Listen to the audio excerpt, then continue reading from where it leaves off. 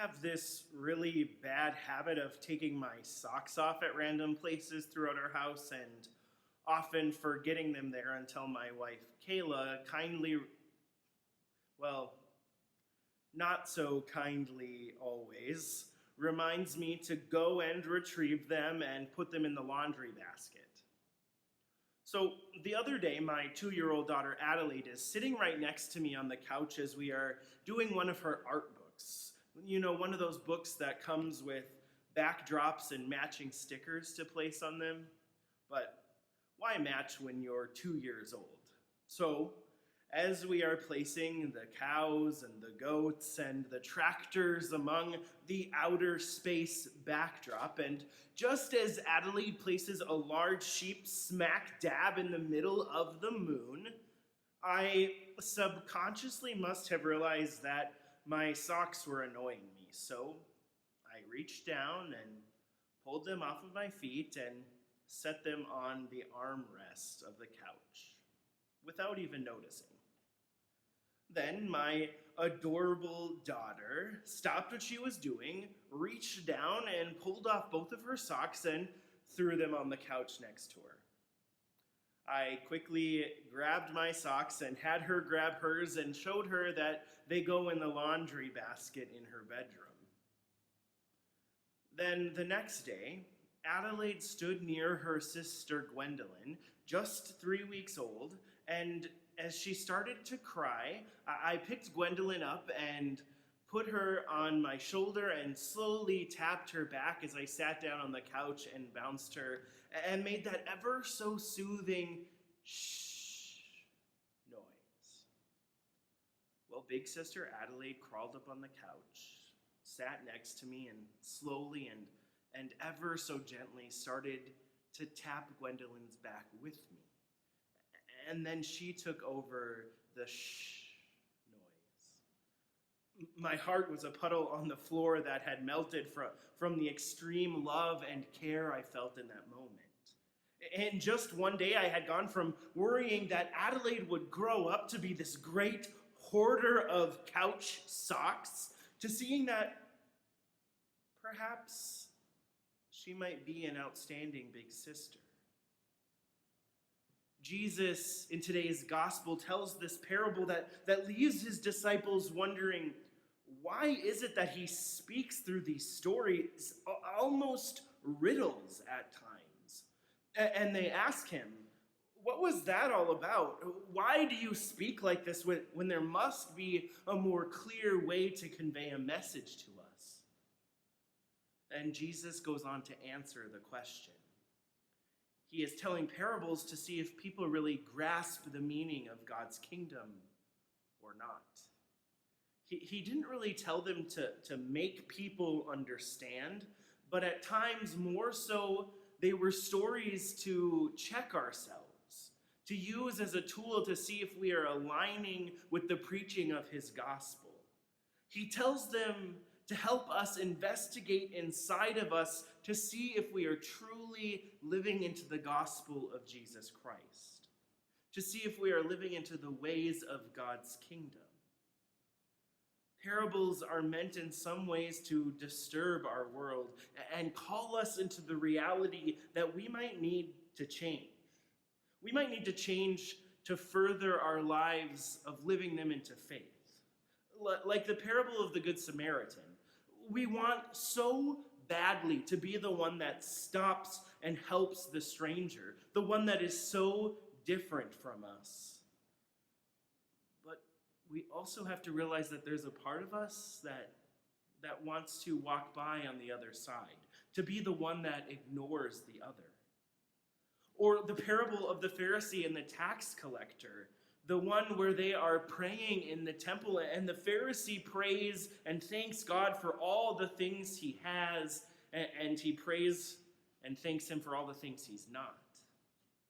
And then the tax collector prays for mercy and forgiveness. And Jesus says that the tax collector is the one that goes home justified. We want so badly to be the tax collector, the one that prays and humbles themselves so greatly that they go home justified. And yet, we are most likely the Pharisee, the one who prays in such a way that leads us to greed. And in today's parable, we want so badly to be good soil. We want to check ourselves. But if this parable is meant to disturb our lives, we can quickly realize that within us is not so great soil. Perhaps even rotting seeds. We might realize that we are not serving the gospel. I literally watched myself the other day sow bad seeds of an awful habit into my precious, innocent child. The small child that is always looking and watching to learn how to live life had her eyes glued to me. And it was my responsibility to ensure that good seeds are planted into this good, untarnished soil. So easily can bad seeds be planted into good soil. And then as Adelaide sat next to me and tapped on her sister's back and worked so hard to comfort her, the reality that good seeds can be planted became all the more real. And then I started to wonder, where in life have I planted bad seeds in good soil? Or where in life have I wasted time and planted good seeds in shallow, rocky soil? And I wonder the same question for you. Are you planting good seeds to create good soil? Are you living your life in a way that honors all of God's people? Or are you planting bad seeds in shallow soil where things will shrivel up and die? Are you planting seeds of unity and peace and love? Are you speaking life into the world? Or are you planting seeds of deceit, where rumors, unkind words, back alley negotiations, and backstabbing seek to destroy and ultimately bring death? Your words, your actions, your life can plant good seeds and create a bountiful harvest, or they can plant rotten seeds among good soil that bring death and leave the sower and soil bankrupt. What kind of sower are you right now in life? Are you the kind that plants good seed and good soil to create life and sustain your faith, or one that plants rotten seeds and diminishes the work that the good soil can do? Wherever you find yourself on your faith journey, know that this is not the end. Maybe you have it all right, but maybe this parable can help you check yourself and bring change to your life so that you might bring life to all.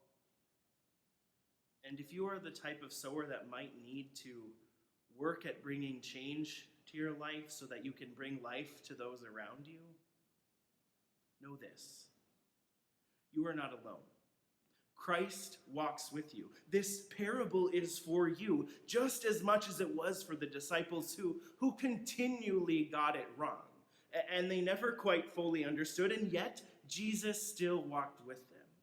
He did not abandon them, and he still died for them, just as he does for all of us. Just as I saw the ability to plant good or bad seeds among soil when it comes to my daughters this past week, so might you too be able to see how you are planting things in your own life, to see what kind of seeds you are planting, and what kind of seed and soil you are cultivating.